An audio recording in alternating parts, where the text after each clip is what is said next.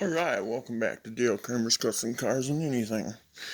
And today, what I did is I took out the carrier in it, and there it sits right there. That's a track lock. But anyway, I used two crowbars, two tire irons I should say. And I put one on, I catch one bolt here, put a 2x4 here, and I pry up, and then I do the same thing here, and then it lifts the carrier out, and then I hold it up at one, grab the ring gear at one hand and pull it out. But I was surprised when I took the pinion out. Now let me explain this to you. Okay. What happens here is the pinion, okay, first of all, I'm waiting for parts on this. That's why I'm not going any further. Anyway, what happens is that you get, let me set this out. First you got your yoke. You got your nut and washer that goes on the yoke, and your seal that goes on the housing. Now picture that yoke that goes on the end of this, on the end of the pinion gear.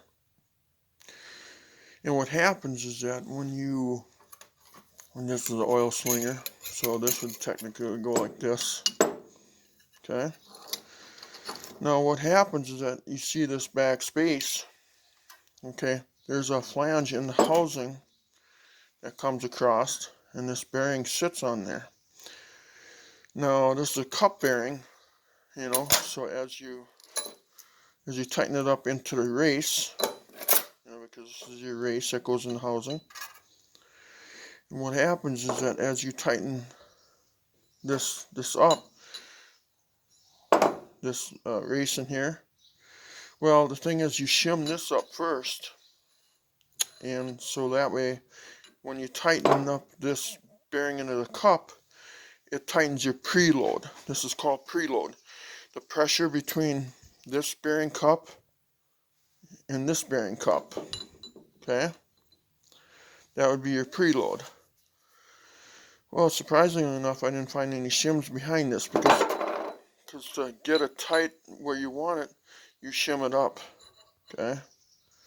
That goes between here and the lip that's in the housing down here where my finger is. Okay? That's the outer bearing.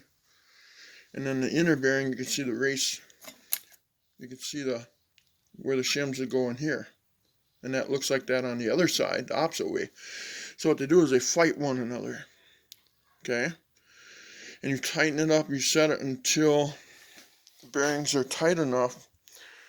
You take an inch-pound torque wrench and so on, but you'll see that down the road. But usually there's shims behind this. Okay? There was none. Zero. For the preload. So, but on the pinion side, there was shims. Okay? So now I have nothing to go by, so I got to keep putting shims in here, and you'll see that down the road. But the bearings too, they're rusty and stupid looking, and they're junk.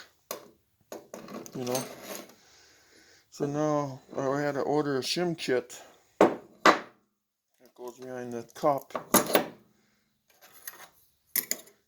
So this will all go like this eventually.